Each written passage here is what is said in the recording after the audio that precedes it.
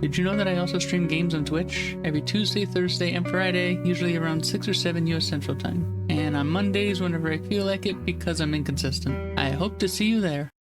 Okay, so this one is going to be Ruining Finding Nemo with Science Because I Can by Casual Geographic. Hello, Casual Geographics. I gotta see how this goes. Ruining Finding Nemo, huh? Alright. Remember that time Disney made a kids movie where a man's wife and children get violently ripped off the census and his only remaining son is left physically disabled, only for that same son to get kidnapped by a trafficker, and now the father has to travel hundreds of miles across predator-populated hoods with only the help of a severely mentally handicapped woman. That is a very accurate synopsis of the entire plot of that movie. Like, you don't think about it that way because it's just a bunch of fish, but that is very accurate.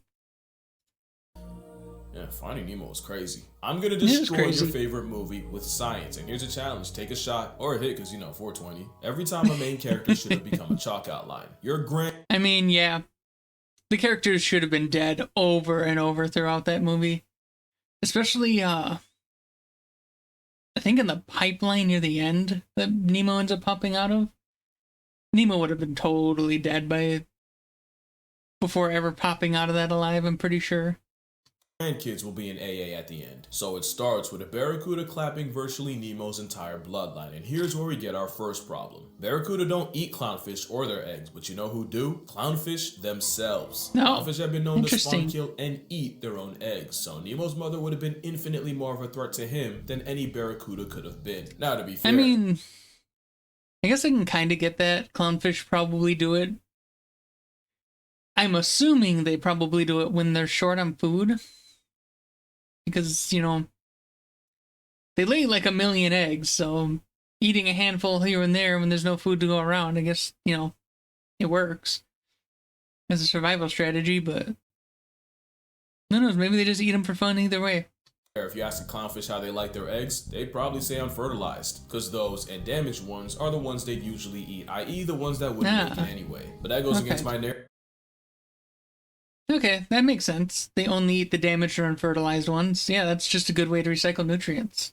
Fair enough. So I'm gonna disregard it. The other elephant to address is how clownfish breed. Clownfish are sequential hermaphrodites, where every clownfish is born a male, and the biggest, most him male will transition into a female when the opportunity arises. Such an opportunity would be if a hypothetical barracuda took the alpha female on a dinner date with Batman's parents. That void would get filled by the Yeah, this one I've heard several times, that by the time the actual movie starts, after the whole prologue with Pearl getting eaten and Nemo being the only egg left, yeah, by the time the actual movie starts, Marlin would have actually been female by that point. Yeah, this I've heard a lot. Barracuda took the alpha female on a dinner date with Batman's parents. That void would get filled by the biggest male clownfish in the area, and his spot would get filled by the second biggest male, and the two would proceed to mate with each other. And since the only clownfish we see in the entire movie are father and son, yeah, I've heard this one. I'll let you fill in those dots. Clownfish aren't the only fish that switch teams. The Asian sheepshead wrasse does the same, but in reverse. They go from female to male. Although that makes more sense to me, just knowing how biology works, how basically any species with sexual dimorphism starts female and transitions to male through hormones as they develop. That makes more sense to me, that even if they transition later in life, they'd still transition from female to male. Makes more sense.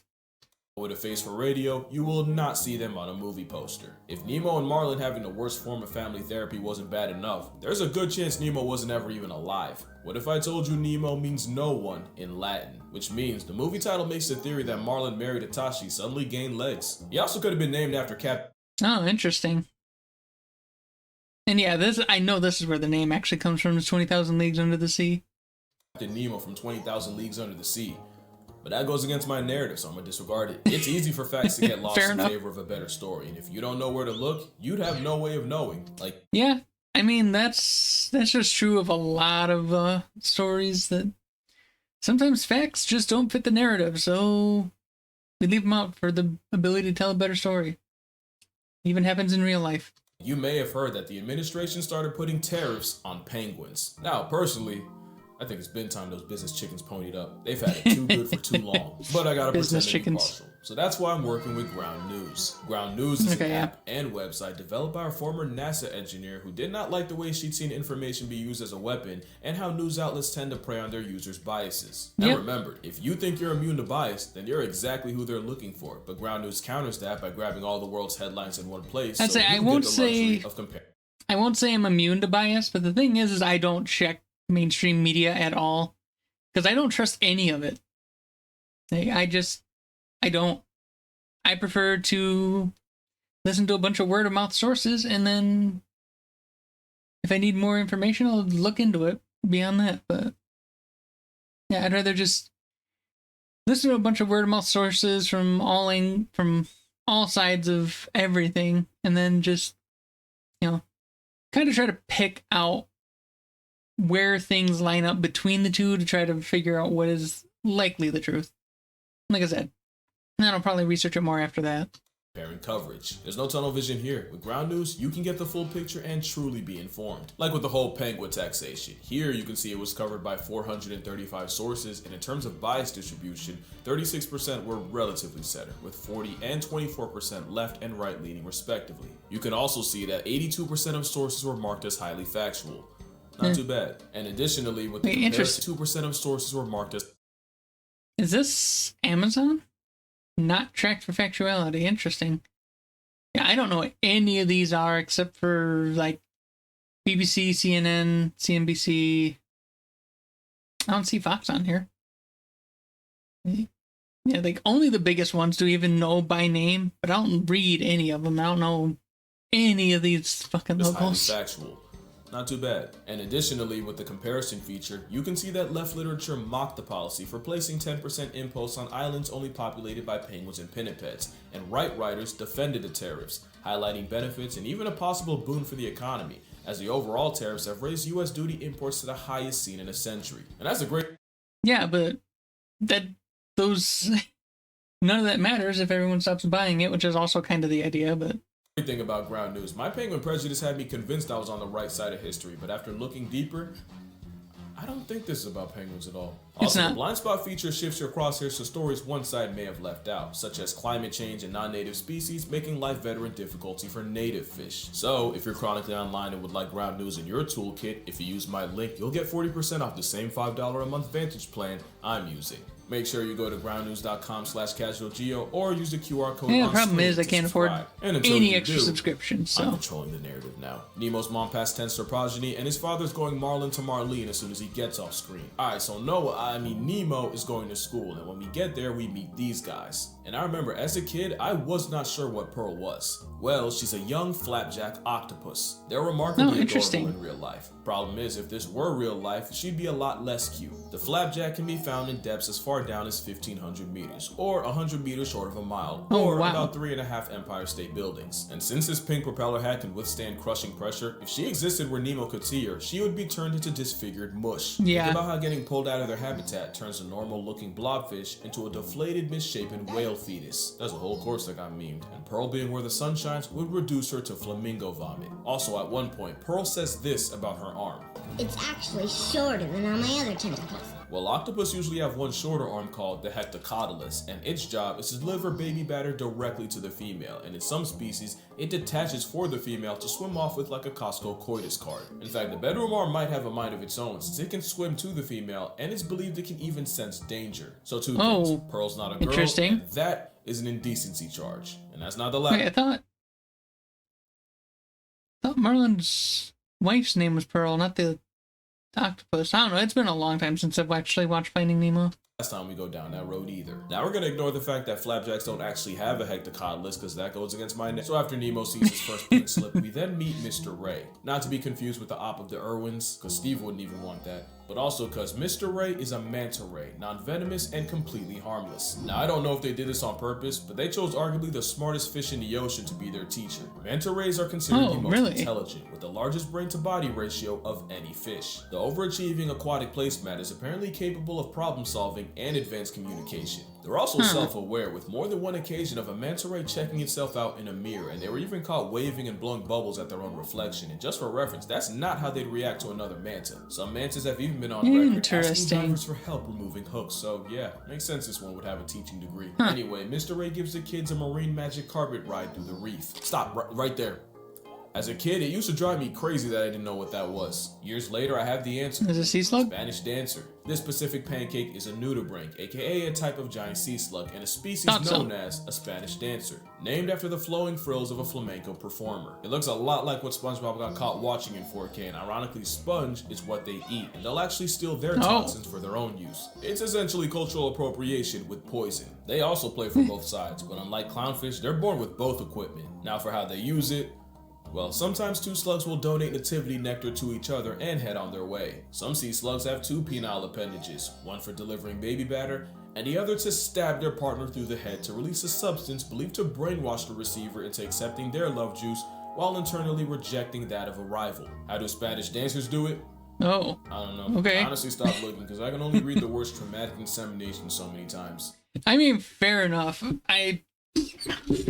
I first heard that term when referring to bed bugs, but apparently it's just a thing that a lot of species do. Also in the movie, that specific dancer has a name. Canonically, it's Maria. Or I guess Mario. I guess both. So anyway, you know how the story goes. Eventually they get to the drop-off, the kids start doing the type of shit that got Harambe packed, and Nemo decides he really wants to live up to his name and gets himself kidnapped. His father tries to save him, but gets flashbanged by a camera. And yeah, that's accurate. A camera flash might not kill a fish, but it's severely disorienting and like a forced factory reset. Yeah, I don't doubt it. That's why they say no flash photos in an aquarium. One time a tuna mistook a flash for a fish and proceeded to one-shot itself into the glass in front of several children. So I take it back. I guess it could have murked Marlin if it made him split his skull on a piece of coral. A little while after that, we get to Dory. She's a regal blue tang and a species of surgeonfish that gained a lot of clout from the movie. She's also venomous with a caudal spine that extends whenever the fish is stressed. Interesting. Dory has a built-in prison shiv. Not only can it cause severe pain and deep cuts, you're also liable to catch a nasty bacterial infection. That's why they're called surgeonfish, because they will cut you. Dory would also conceal carry a toxin called ciguatera, and poisoning can lead to migraines, trouble breathing, and hallucinations. So yeah, the beloved Disney character can be a real headache to deal with in real life, although to be fair, I've heard the same said about her voice actor. Not long after that, we meet Bruce. Considering he expeditiously kidnaps and essentially escorts them to an underwater white van, you might just be a predator in every sense. But when we see all three sharks, they swear by vegetarianism. We also see this guy. Remember him, he's gonna be important. Now there actually are vegetarian sharks. More than half of the bonnethead shark's diet is seagrass. And turns out whale sharks eat a massive amount of green. But considering we're talking about a great white, a hammerhead, and a mako, the only thing saving a clownfish and a blue tang is they're technically too small to even be worth the effort. Also, when Jaws cries about never knowing his father, it's because many sharks exhibit multiple paternity, where one litter can have several fathers. Shark mommy's womb is like a baby batter bouillabaisse, where paternity is like a lottery system. That was really gross. I'm toning it down. But yeah, Bruce has no way of knowing who his father is. But it could be worse. Baby sand tiger sharks will cannibalize their siblings while in utero, and we know that because one time a scientist tried to slide his hand inside a pregnant shark's nookie and almost got his finger bit off. Okay, so later on, Marlin and Dory decide to dive. I'm not even gonna question why he was reaching in there. The fact that the pressure should have popped their eyes out and pushed their organs out of their mouths, they nearly get sent to a Tupac concert by